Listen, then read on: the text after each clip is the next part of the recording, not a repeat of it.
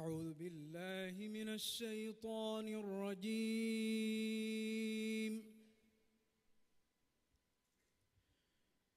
بسم الله الرحمن الرحيم.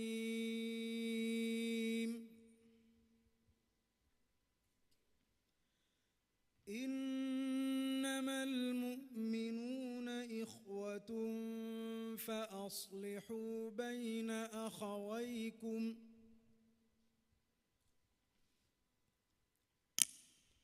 واتقوا الله لعلكم ترحمون.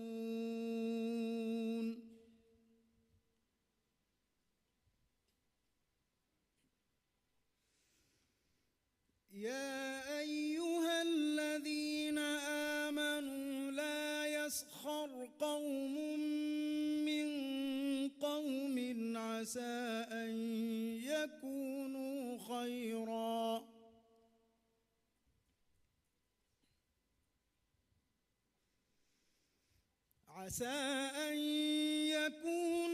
خيرا منهم ولا نساء من نساء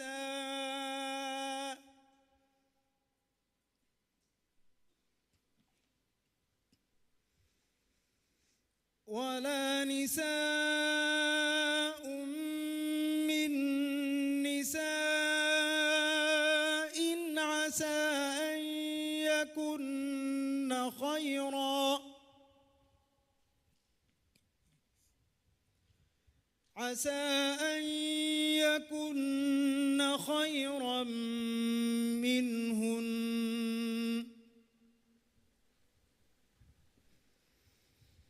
ولا تلمزوا أنفسكم ولا تنابزوا بالألقاب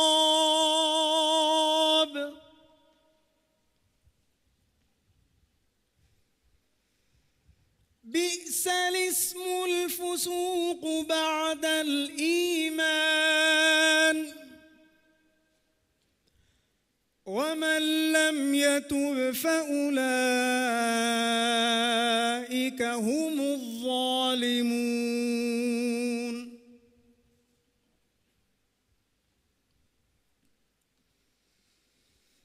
يا أيها الذين آمنوا اجتنبوا كثيرا من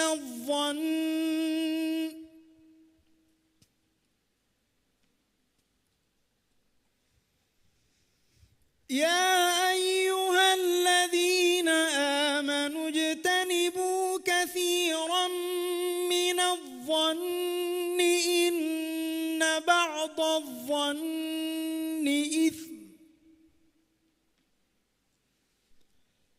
ولا تجسسوا ولا يغتب بعضكم بعضا أيحب أحدكم أن يأكل لحم أخيه ميتا فكرهتموه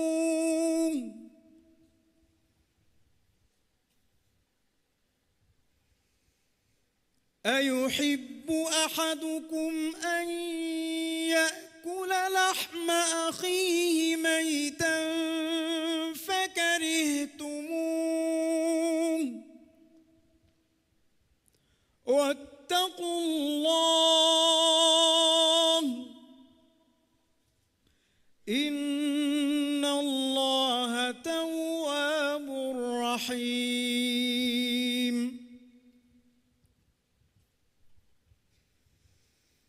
يا أيها الناس إنا خلقناكم من ذكر وأنثى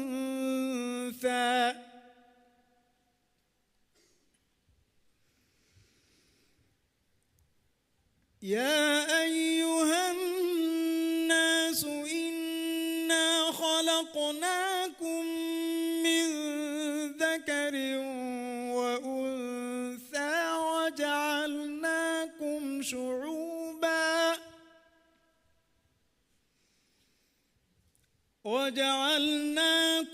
شعوبا وقبائل لتعارفوا إن أكرمكم عند الله أتقاكم إن الله عليم خبير صدق الله العظيم.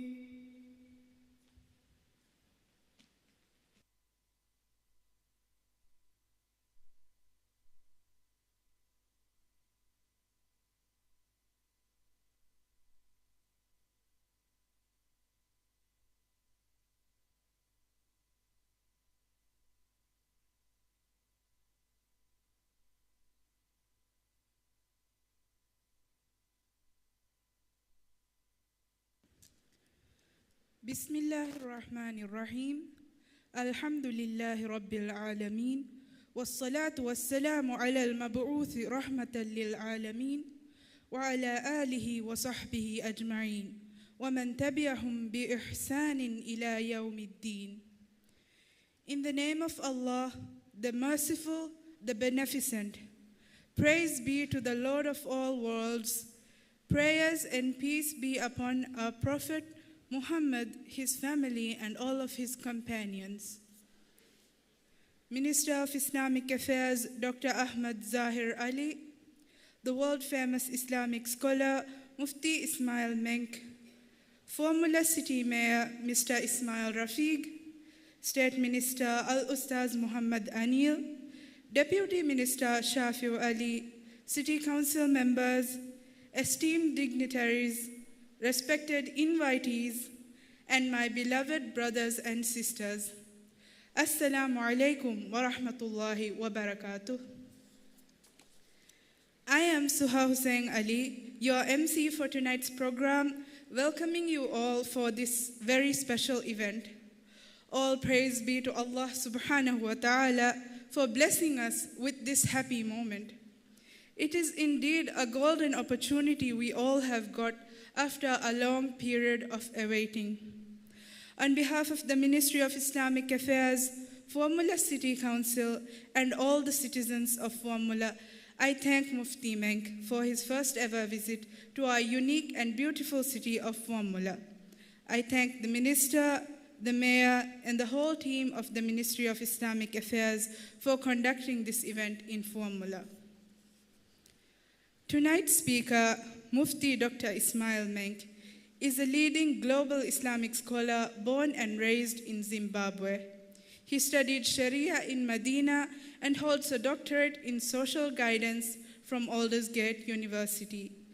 Mufti Menk's work has gained worldwide recognition, and he has been named one of the top 500 most influential Muslims in the world since 2010. He has millions of followers across his social media platforms. His personable style and down-to-earth approach have made him one of the most sought-after scholars in our time. He has endeared himself to people with his much-loved lecture series, a Mufti Menk hallmark. Mufti travels the world spreading a simple but profound message: do good, help others while preparing for the hereafter. He is active in the international arena and is a strong proponent of peace and justice, speaking up against all forms of terrorism. I shall now give a brief outline of this event. At the beginning, we had recitation from the Holy Quran recited by Al-Ustaz Ahmed Akram. After this introduction, our beloved Sheikh Mufti Dr. Ismail Menk will be delivering his much-awaited lecture. Brother Saeed Akhtar will also be joining us throughout this event as the sign language interpreter. My dear brothers and sisters, as we believe, Islam is a religion of peace, kindness, love, and affection. Islam teaches us all values and attitude which is necessary for becoming well-mannered human beings. I just wonder, how many of us are really trying to practice what Islam teaches us? Are we following our beloved Prophet, peace be upon him, and his companions while we deal with our brothers and sisters in Islam? To deliver his speech on the topic, Islam, Kindness and Benevolence, I request respected scholar, Mufti Dr. Ismail Menk. Sir.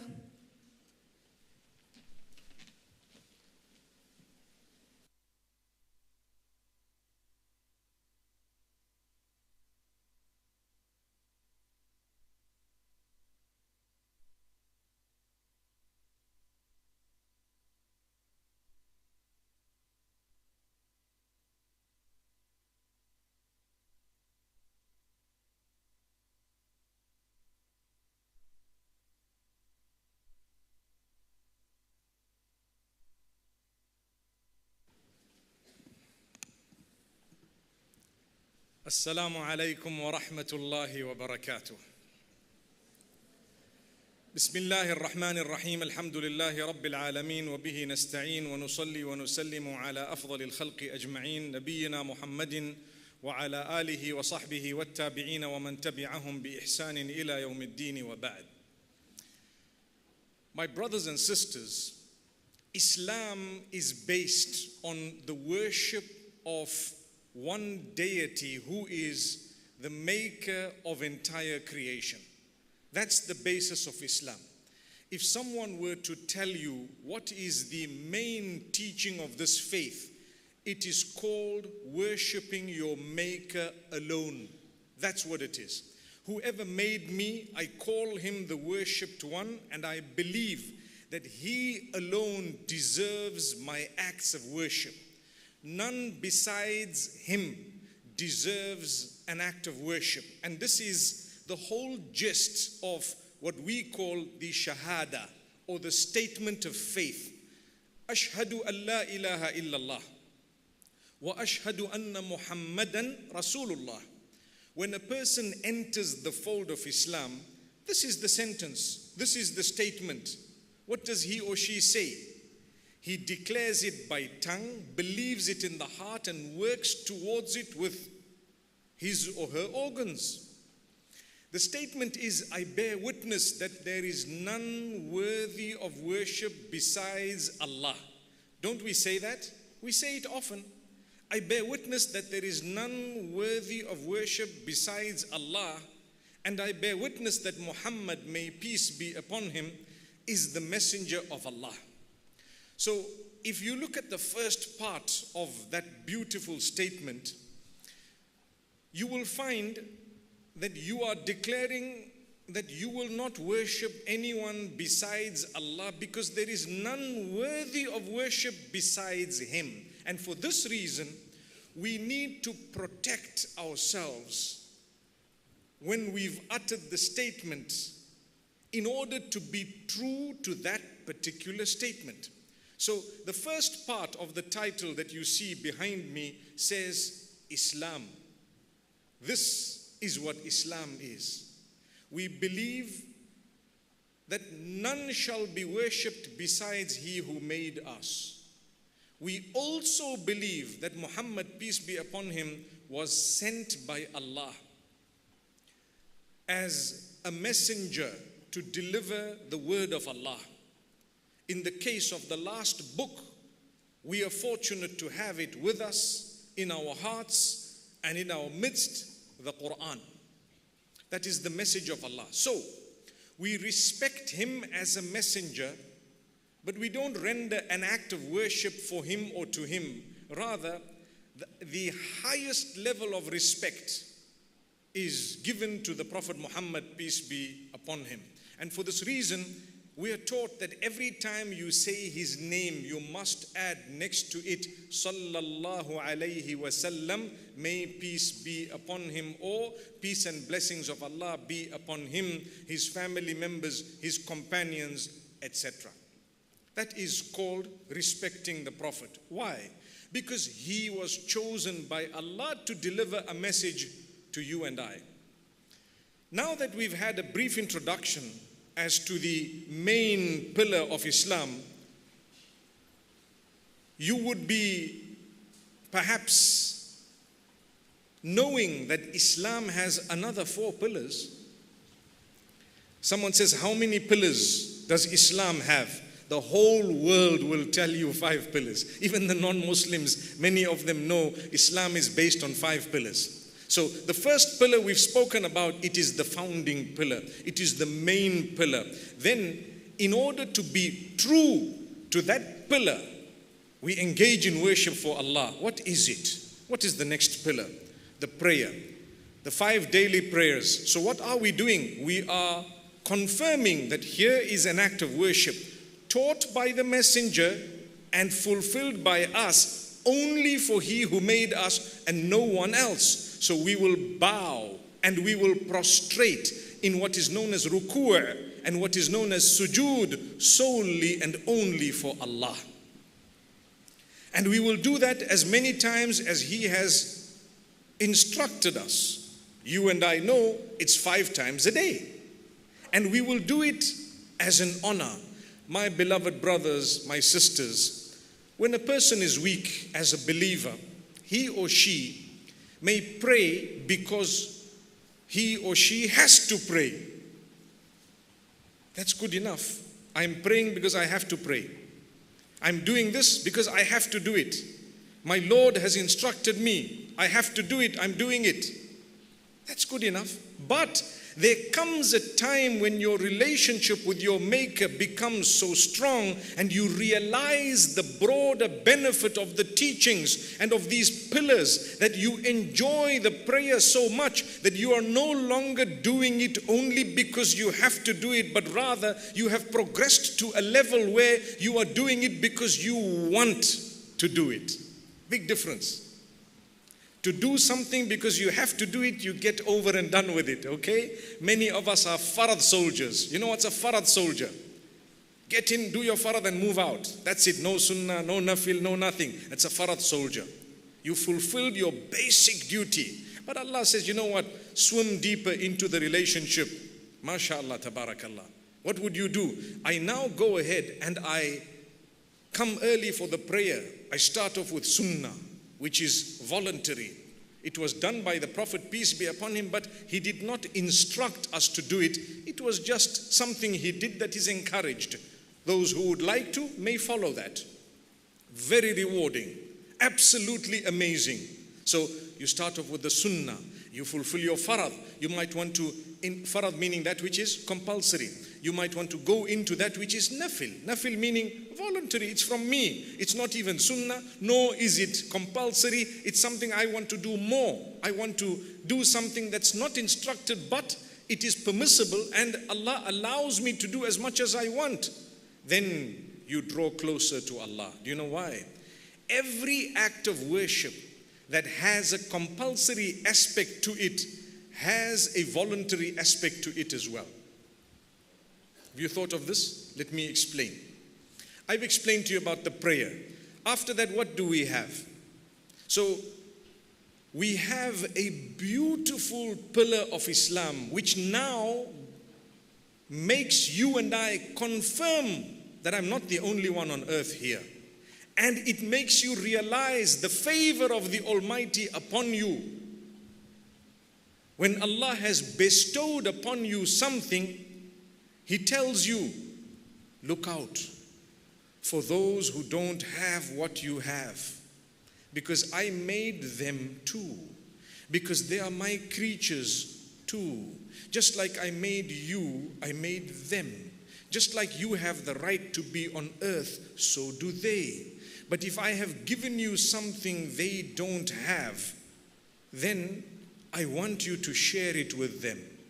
Wow. I want you to share it with them. So now you ask, well, how much should I share? Good question, right? How much should I share? What do you think the Almighty has prescribed? What percentage? Can you say it? Can you say it, any one of you? 2.5%. 2.5%. MashaAllah. So the Almighty has prescribed that if you have a lot, You must look out for those who do not have and give them 2.5%. But if he wanted, he did not need you to do that. He could have done it himself. وَمَا مِن دَابَّةٍ فِي الْأَرْضِ إِلَّا عَلَى اللَّهِ رِزْقُهَا وَيَعْلَمُ مُسْتَقَرَّهَا وَمُسْتَوْدَعَهَا كُلٌّ فِي كِتَابٍ مُبِينٍ. What amazing verses of the Quran. Allah says, nothing that moves on earth except that its sustenance is written by Allah, its provision is on Allah. عَلَى اللَّهِ رِزْقُهَا. And He knows where it will come forth and where it will go down. He knows everything. So if Allah has taken it upon Himself to provide for everything that He has created, do you really think that He is going to miss you and I? Do you really think that He needs you and I to provide for someone else? No, He doesn't. And this is why, watch the beggars. I pray that Allah protect us from begging, because it is not noble. But out of desperation, sometimes people do beg. If you have anyone who begs, watch them. If you don't give them, someone else has just given them. I'm not encouraging or discouraging, because you need to distinguish between the one who is really desperately in need and the one who does it as a job. Subhanallah. Some people enjoy begging. They come out and say, you know what, every day I'm just going to ask if at the traffic light, for example, there are 1,000 people who stop every hour. If 10% of them give me $1, I get $10 an hour. Whoa, that is a bigger salary than you and I at times. May Allah Almighty grant us ease. So professional begging is prohibited in Islam. Do you know what that means? You become a beggar. That's your title. Imagine your passport, it says occupation, say beggar. Wow, mashallah. And you're traveling to Hawaii for a holiday. Mashallah. May Allah grant us protection. Really.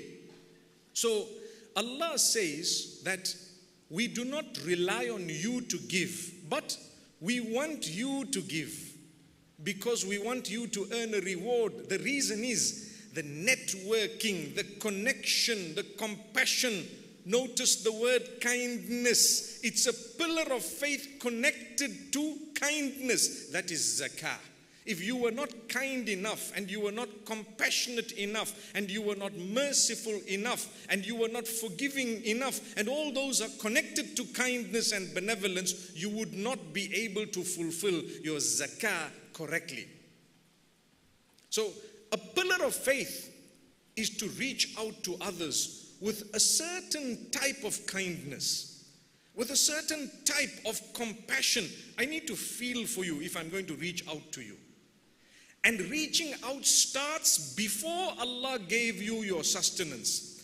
You see, in English, if you say a charity, it has in it, in its definition, that which implies that it is totally voluntary. So zakat is not actually exactly a charity, because it has in it that which is compulsory.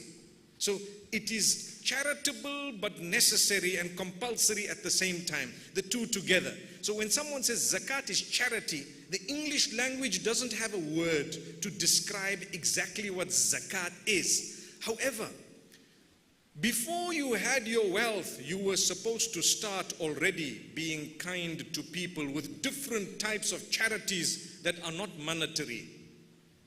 Does anyone know of an example of a charity that is not monetary, but it's still called a charity? Example? A smile. MashaAllah. A smile. You smile, it's a charity. Come on, guys. Even if you don't have teeth, smile. It's okay. The most genuine of smiles are the old people who don't even have teeth, and the old man is busy smiling at you, shy that there's no more teeth left. That's genuine. It's from the heart. You begin to smile, and you might even shed a tear to say, look at this uncle here smiling at me, mashallah, embarrassed about not having teeth. May Allah subhanahu wa ta'ala bless all of us, not just with good teeth, but with a brilliant smile. And you know what? Use it often. Use it often. Smile at people. It is more valuable than money that you give others. I've seen people give beggars by throwing the wealth at them. Trust me, you're losing the essence of the giving. You give with dignity because you're a Muslim. You give thanking the Almighty that He has given you an opportunity to give. Amazing. That's a true Muslim. A true Muslim will thank the Almighty. Oh Allah, I thank you for giving me an opportunity that the wealth you gave me was used in such a good cause. Because if Allah does not want your wealth, you won't use it in a good way. You will pledge to give the mosque or the masjid and you won't end up giving because Allah doesn't want your money there. It can happen. It has happened and it does happen. So thank Allah. Ask Allah to show you the good causes. And then when you give with dignity and respect. Respect that person. There is a sheikh from Kuwait who made mention of a story of a Kuwaiti who, before the oil was discovered, was working in India for an Indian family. Because Kuwait was a poor nation prior to oil. And he says oil was discovered and they called their citizens back, and this man came back to Kuwait. And sometime later they made so much of money that they decided to call the son of the person whom this man used to work for to come to the Gulf and to work. And when he came, the old man tells his son, the Kuwaiti old man tells his son, he says, I want you to treat this young boy with utmost respect and kindness. He says, yeah, well, obviously I will. Why are you specifying this particular boy among others? So he says, Wallahi, when I worked for his father, they maltreated me, they abused me, they really did not treat me well. So look how Allah has turned the tables, that today it's the other way around. I want you to treat him so well that the tables do not turn. You understand what he is saying? Unfortunately, man is such. When you tend to think that you are justified in your wickedness. That's man. When you have, whether it is power, position, wealth, good looks as well at times, is a test from Allah. As Allah has bestowed, recognize the blessing. Understand its temporary nature. No matter how good looking you are, trust me, a day will come when the wrinkle will appear, whether you like it or not, subhanallah. You have to face it. It's temporary. It was there for a while. When you have wealth, a day will come when something your wealth will not be able to buy will be in front of you and you are stuck. It can happen. Or if you have wealth, a day may come when it goes. How many have struggled and suffered? You've seen rags to riches and riches to rags. We've seen both.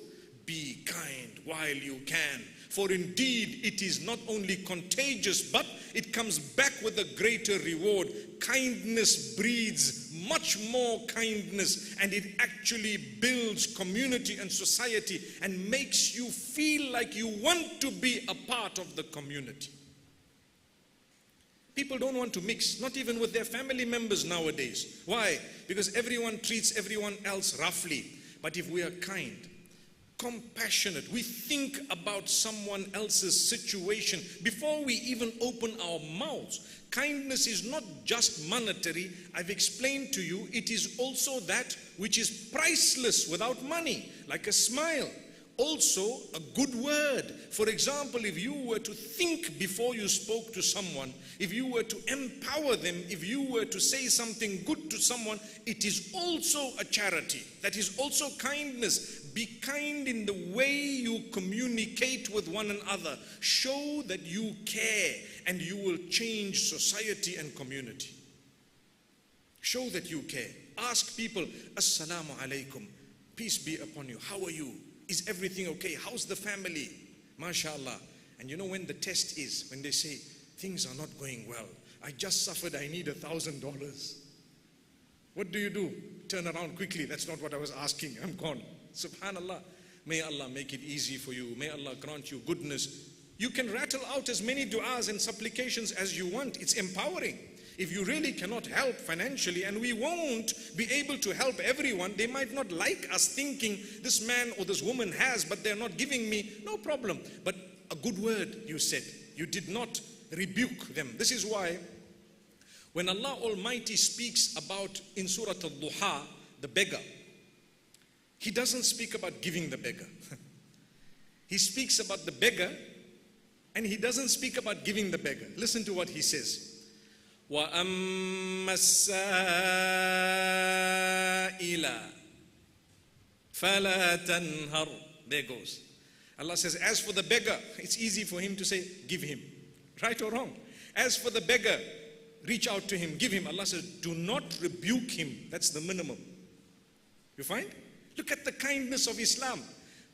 A person whom you might get frustrated because sometimes really they're going beyond the limits in their begging it.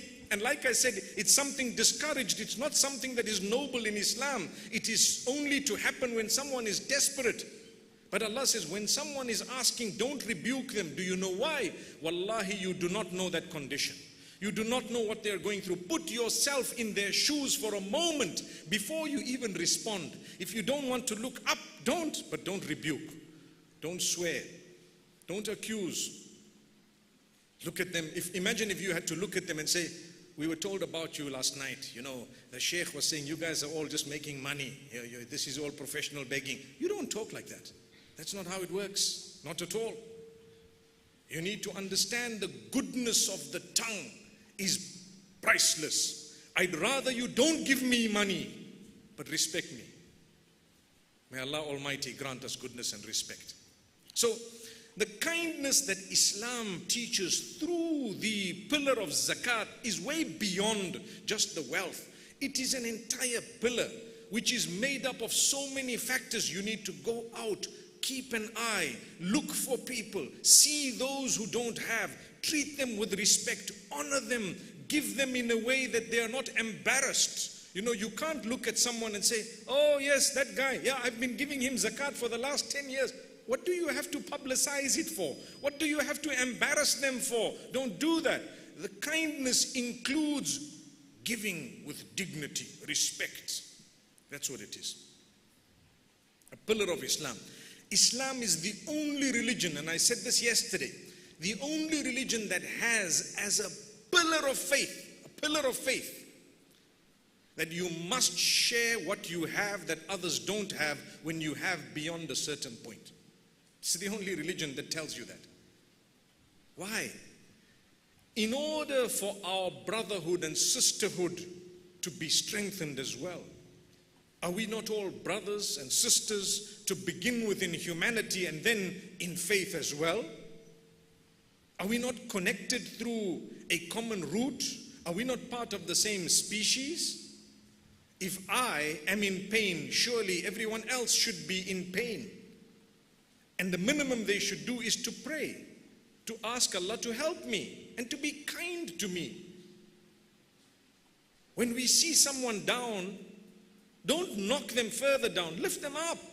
That's how Allah will bless you. A day will come when Allah will have already uplifted you before you could have fallen, because you always uplifted others.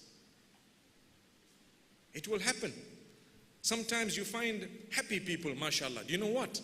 Sometimes they are happy because they make others happy. Because they're always there to support others. And I said sometimes because there is a test and a challenge for the kind-hearted at times. You are very kind-hearted. The ugly world out there might take advantage of your kind heart and knock you down. Doesn't it happen? You're very kind-hearted. So you help everyone, you are so forgiving and so on, but people are stamping all over you and trampling. Your own family don't value you. The people around you don't even. You know why? Because Allah Almighty has written for you a greater reward than all of those due to your patience and your sabr.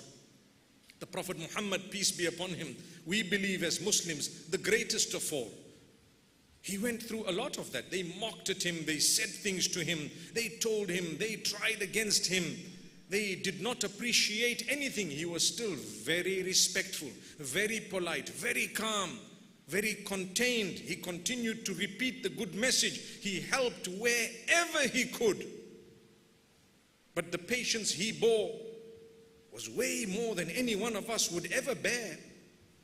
If Allah chose for His most beloved such great tests, then surely when He chooses for us some tests, it's a sign of His love. Inna Allah idha ahabba abdan ibtalahu. The hadith says when Allah loves a slave, He tests him more.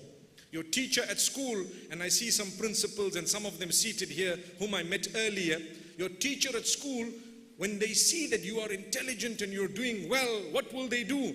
They may give you a test that the others have not had in order to promote you to a level that the others have not gotten to. Agreed? We understand that at school, but we don't understand it with the deen of Allah. When you're close to Allah, another test comes in. When you're even closer, another test, a bigger test comes in. Calm down. Calm down.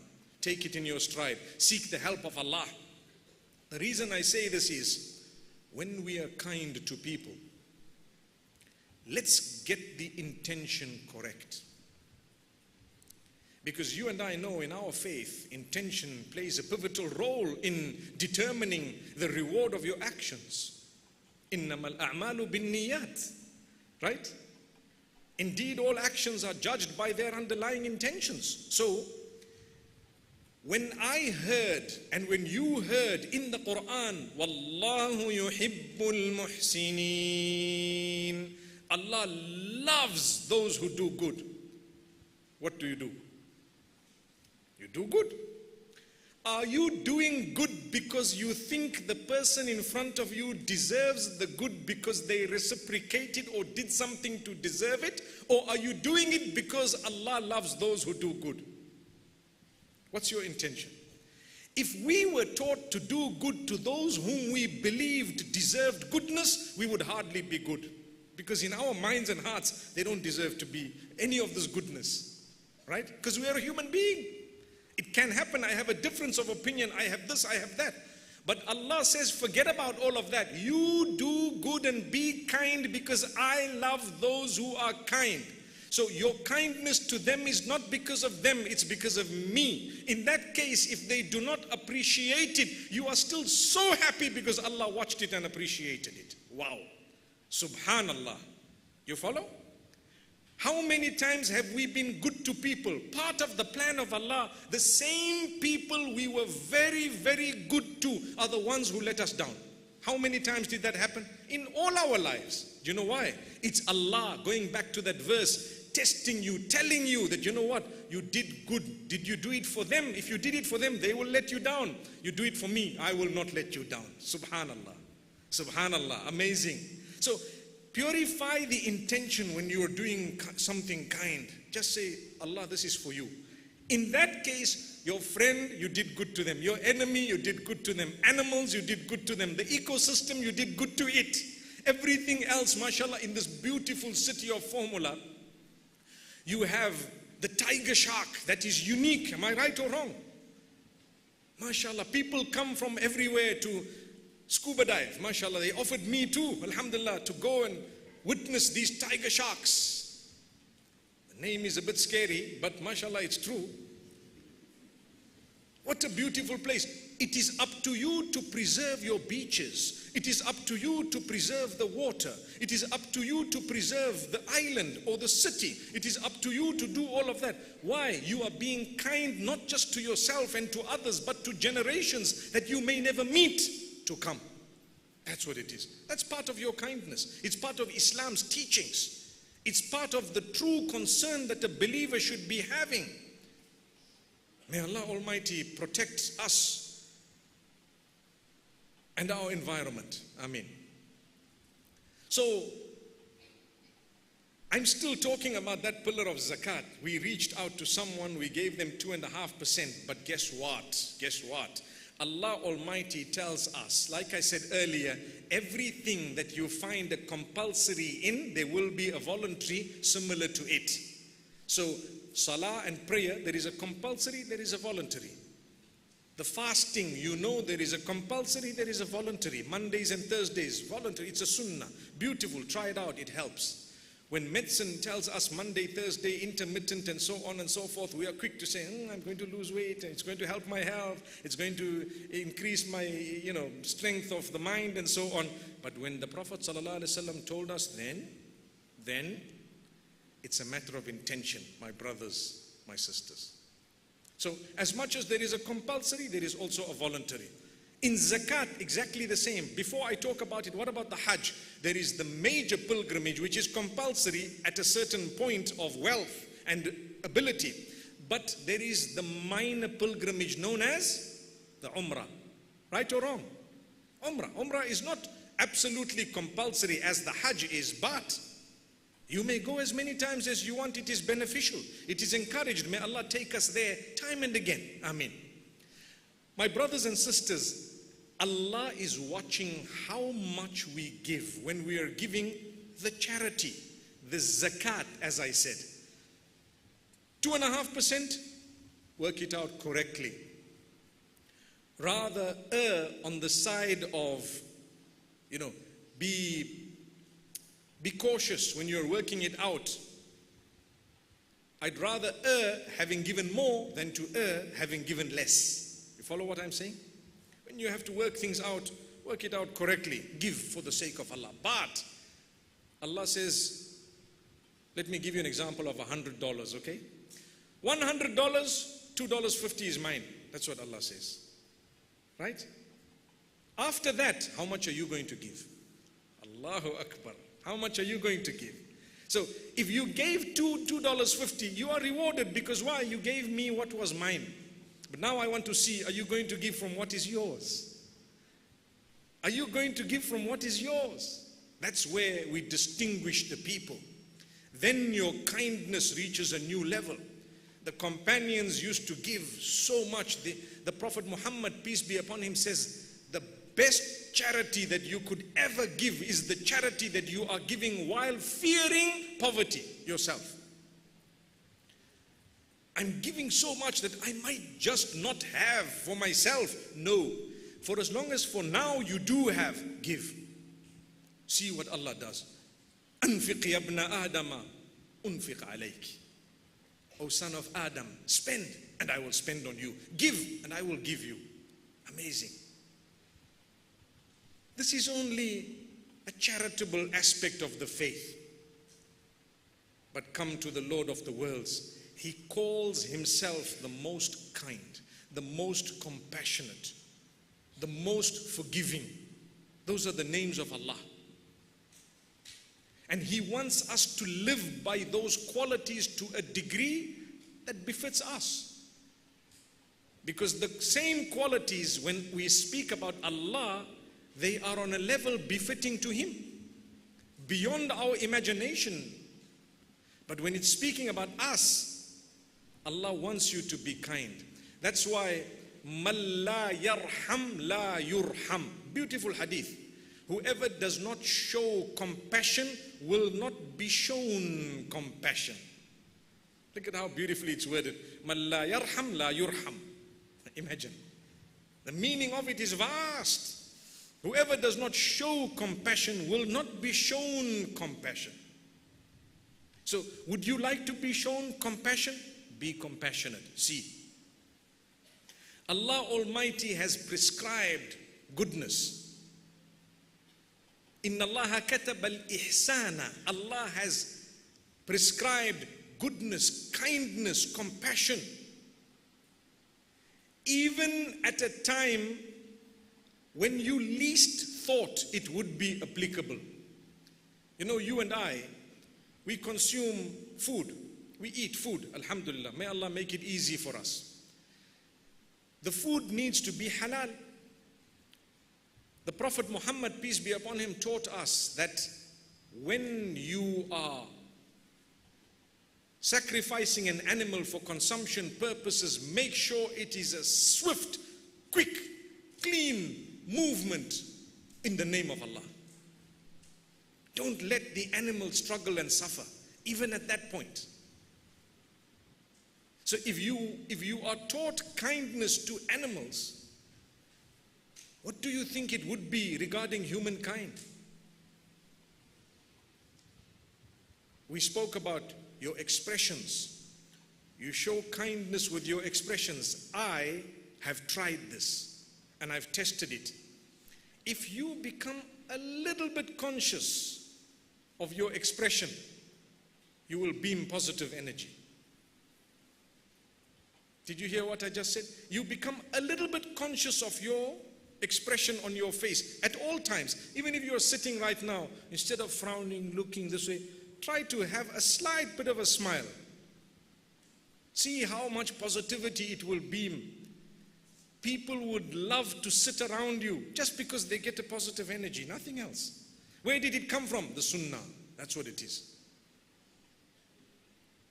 Never be too quick to judge people when you see them. You don't know what they are going through in their lives.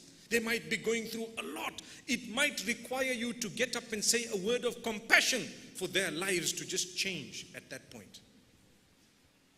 But the world out there is cruel. Do you know what it does? When it sees you in a good position, it will come to you to try and drop you. And when it sees you already dropped, it will come to you to try and bury you. And when it sees you already buried, it will try to bury those who were loved ones to you as well. That's the world. But Allah Almighty tells us, learn to be considerate. Imagine the kindness of Islam is taught even when dealing. You achieve the mercy of the Almighty when you are buying and you are selling, on condition that you are thoughtful and compassionate about the other party. Rahimallahu mri'in samhan idha ba'a samhan idha ishtara. Allah has mercy on the one who is considerate of the buyer when selling and considerate of the seller when buying. That means I'm selling something, I want for it $20. I know that by that I will have made a profit of $5 perhaps, which is a decent percentage. And here comes a man dressed very well and he tells me, how much is this? I look at his car, I look at his clothing, smell his perfume, I say, $40, my brother. What's that? You doubled the price simply because you saw the man had a decent vehicle and everything else. Subhanallah. Where is the compassion? You didn't even think. You quickly just said it because this guy's got money. He must give it to me. Subhanallah. Where was the compassion? The same applies when you see a poor person selling a product. Don't squeeze them to the degree that they go home saying, I only made 50 cents out of this deal and I was planning to make $5 to at least bring food for my children home, and I couldn't do it today because there was a wealthy person who squeezed me. Have you noticed? In a lot of cases, the wealthier the people are, the more they will squeeze you. Notice? Sorry, maybe not in this beautiful city or country, but it is happening. I have to cover my back, right? So it happens where people, Allah bless them with millions, but when they go to buy something from the side of the road, they will squeeze the guy and squeeze him until they get something for almost free and they think they did a good deed. My brother, you've got so much of wealth, you need to take out double and tell this brother, look, this is for what I bought and I just want to give you some more, or keep the change. MashaAllah. We also have those type of people who say keep the change. MashaAllah. So when you are buying something from someone who doesn't look like they have much, yes, you are allowed to bargain. Bargaining is part of the sunnah. Someone says this is 50, you say no, give it to me at 40. But there is a limit to it. You don't squeeze the guy until you bring him right down to 20 and he's desperate for something, so he's selling it to you, but you won't achieve the mercy of Allah. Allah says Allah's mercy is upon the one who is considerate of the seller when buying. I'm considered, this man has a family, probably no one has bought for him, and so on. I recall the days when I used to live in Medina Munawwara. Some of you might have heard this in some of my talks.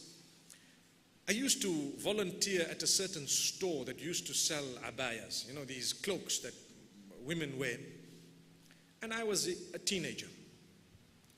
And I remember one of the brothers who was sitting with us, A customer came in and said, I'd like to purchase this product.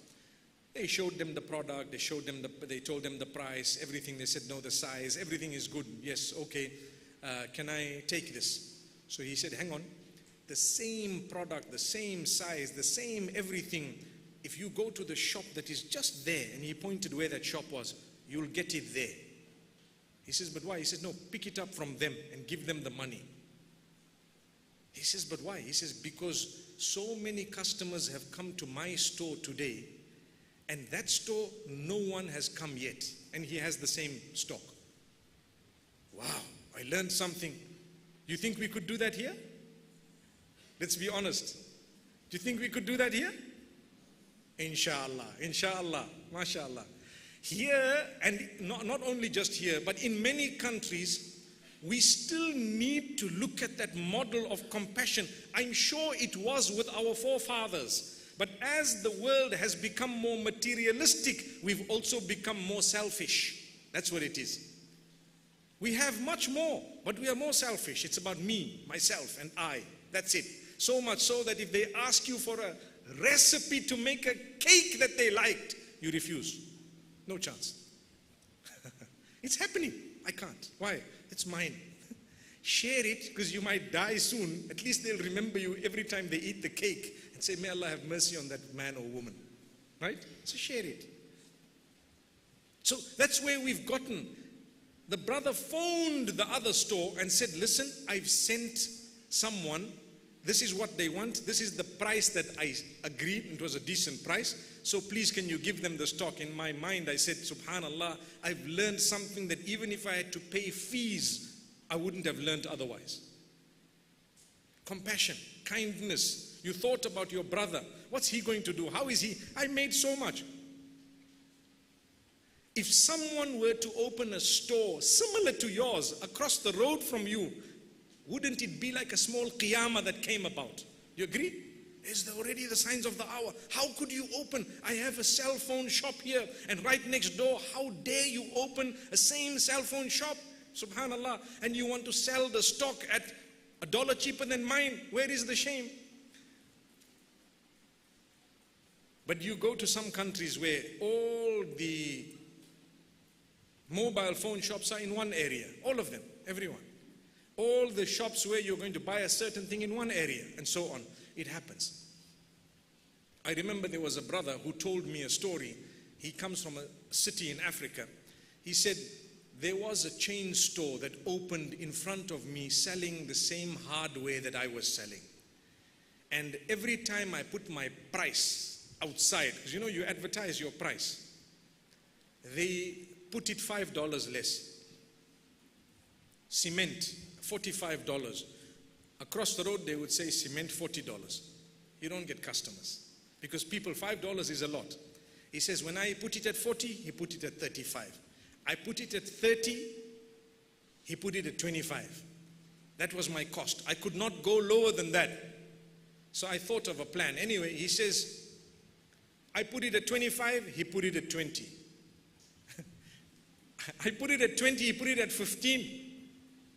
He says, I went to the store, his store, and I cleaned out all his stock. I came back and put it at $45. So the managers got together one day, and he asked the chain store manager, he says, how did you manage? Meaning, why do you do this, you know? So the chain store manager says, no, I want to know from you, how were you coping below cost? How were you coping below cost? He says, I only had a price for you. I stopped selling the day you went below the cost. But I used to put a price outside for you.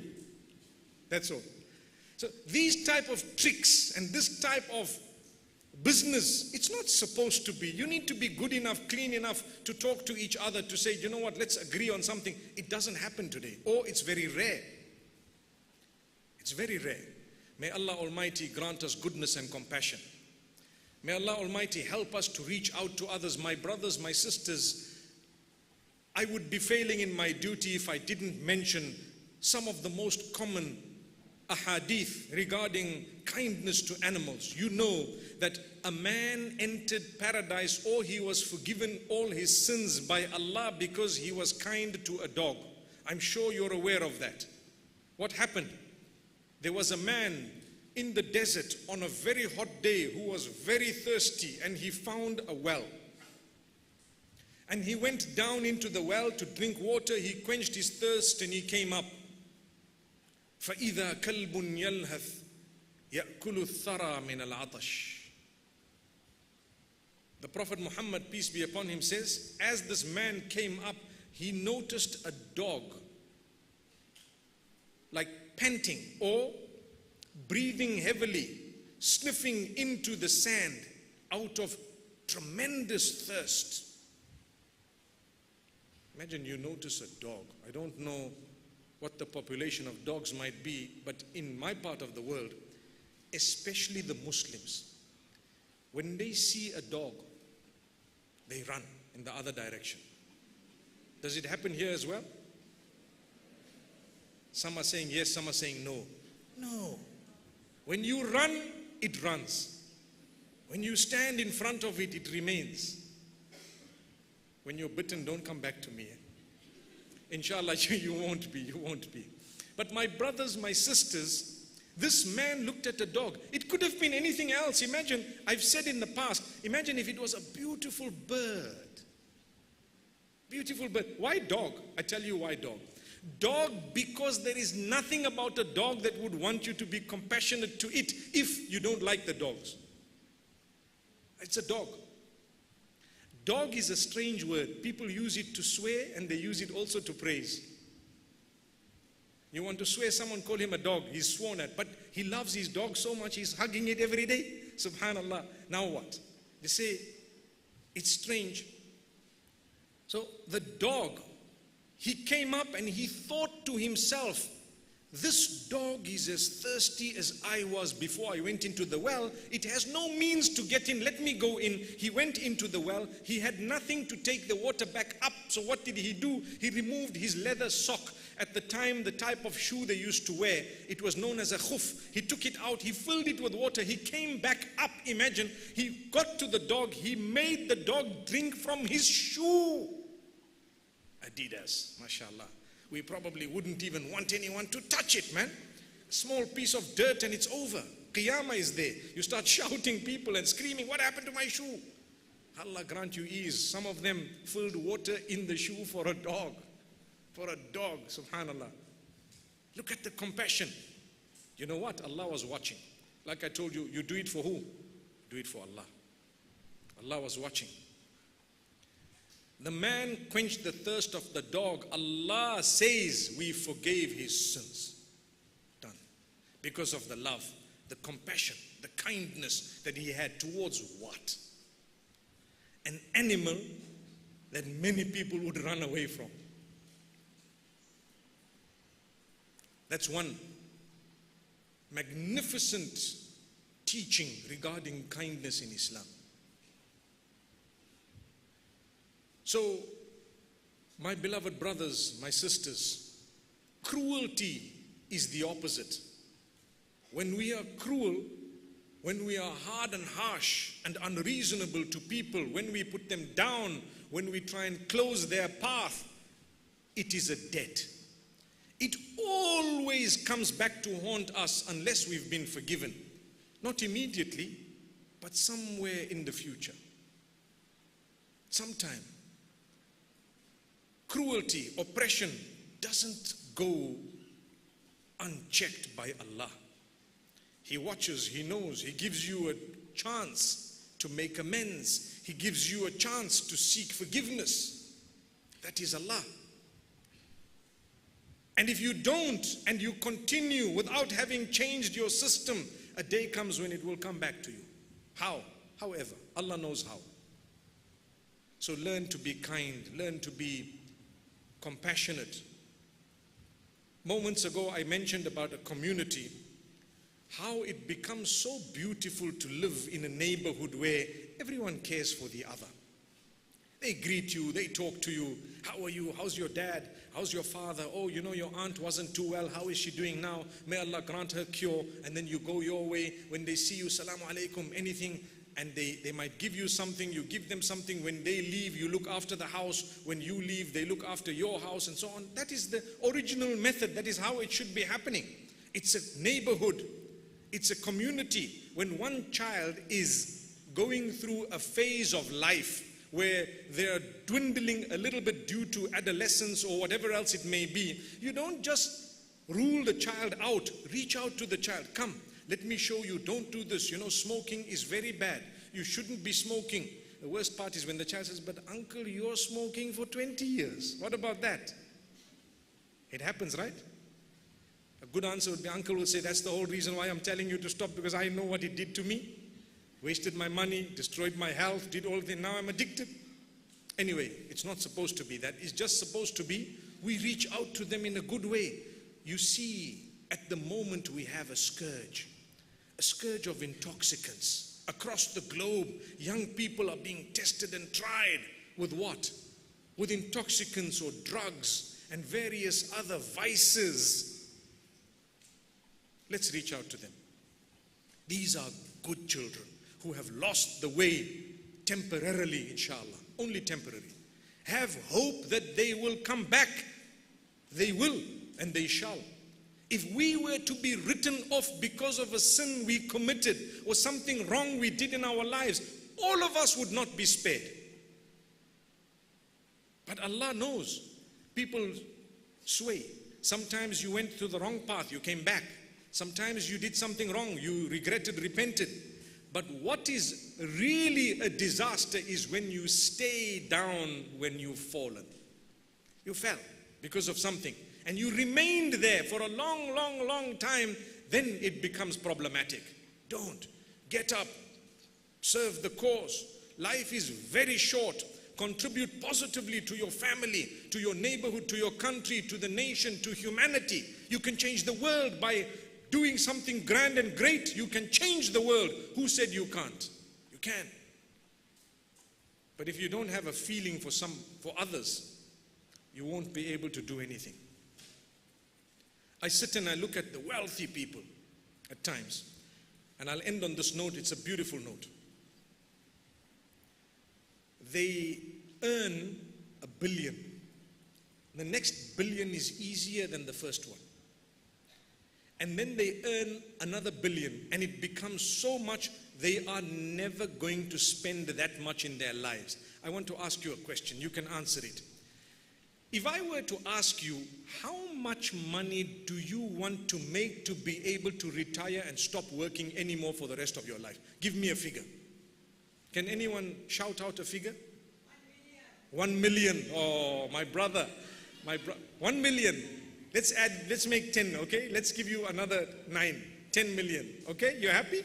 So he is saying if he has 10 million, he will retire. I promise you, when he makes his 10, he will want another 10 and another 10 and maybe $1 million. And how many of us we were thinking, okay, when I make my first so much, hey, I'll calm down, I'll relax. You have already made it. Do you agree? And what are you doing? You're just aiming a bit higher. Are you going to spend it? No, my children. Your children, really? Subhanallah. May Allah grant us ease. I promise you, my beloved brothers, my sisters, the son of Adam, nothing will fill his belly besides the dust of his grave. لو كان لابن آدم واديان من ذهب لابتغى إليهما ثالثا. If the son of Adam had 2 valleys, meaning a human being, 2 valleys full of gold, he would still eye out the third. He would want the third one. But he's got 2 whole valleys. But recently, I've come across really wealthy people whom at a certain point, they said, you know what? Our children are set. Everything's done. I still have billions. All of this is fi sabilillah waqf. All of this is a charity. Wow. Read about the stories. Recent times, there are people who have done this, where they say, it's okay. Everything, let it continue. All of this shall go back to those who don't have.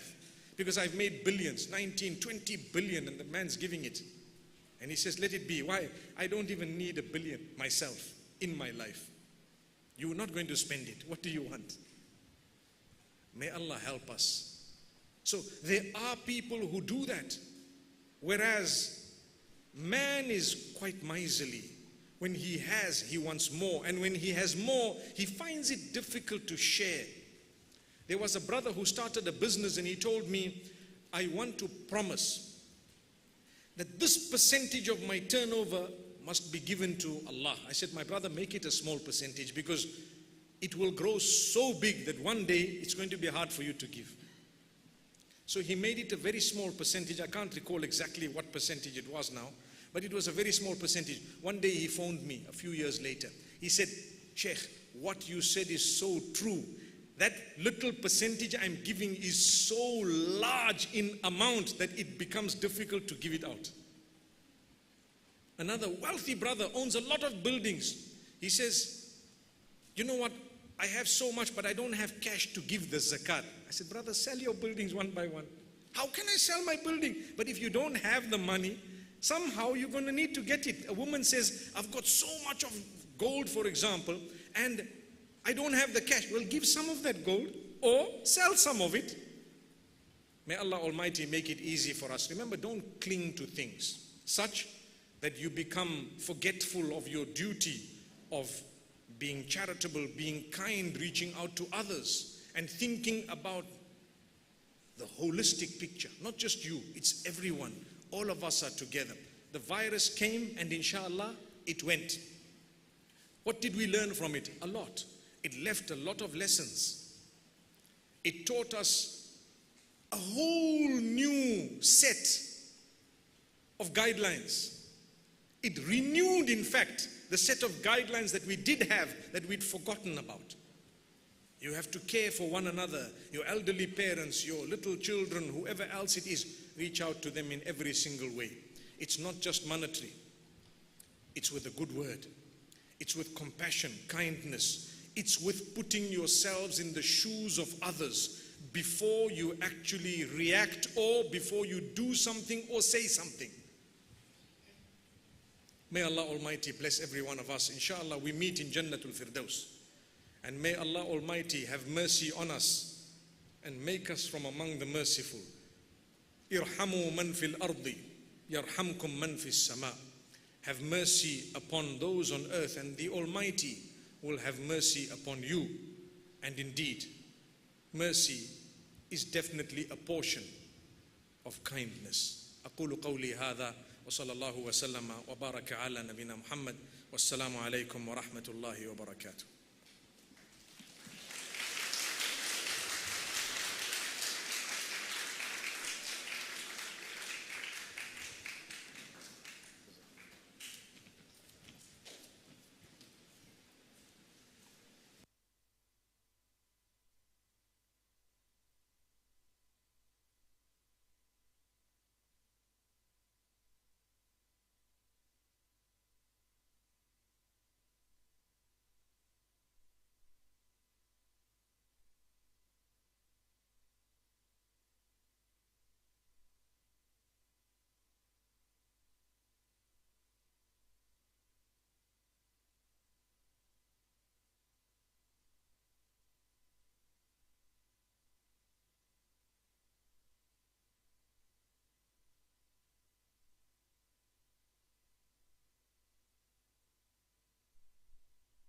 Thank you, Mufti. Jazakallah khaira for the enlightening speech. On behalf of the Minister, Mayor, and the people of Fuvahmulah, I thank Mufti Menk for accepting our invitation and visiting us for this event. May Allah subhanahu wa ta'ala bless us with more of these kinds of opportunities. This brings us to the end of tonight's program. On behalf of the Ministry of Islamic Affairs, I thank the Mayor and the whole team of Fuvahmulah City Council for making all the arrangements of this event here. I also thank all the brothers and sisters who have gathered here, as well as those who joined us through various forms of mainstream and social media. May Allah subhanahu wa ta'ala bless us all, and may the time we spend here be written amongst our good deeds. Ameen. Before concluding, I'd like to happily announce that, inshallah, the next lecture of this series will be held tomorrow in Addu city. Subhanaka Allahumma wa bihamdika nashhadu an la ilaha illa anta nastaghfiruka wa natubu ilayk. Wa jazakumullahu khaira. Wassalamu alaikum wa rahmatullahi wa barakatuh.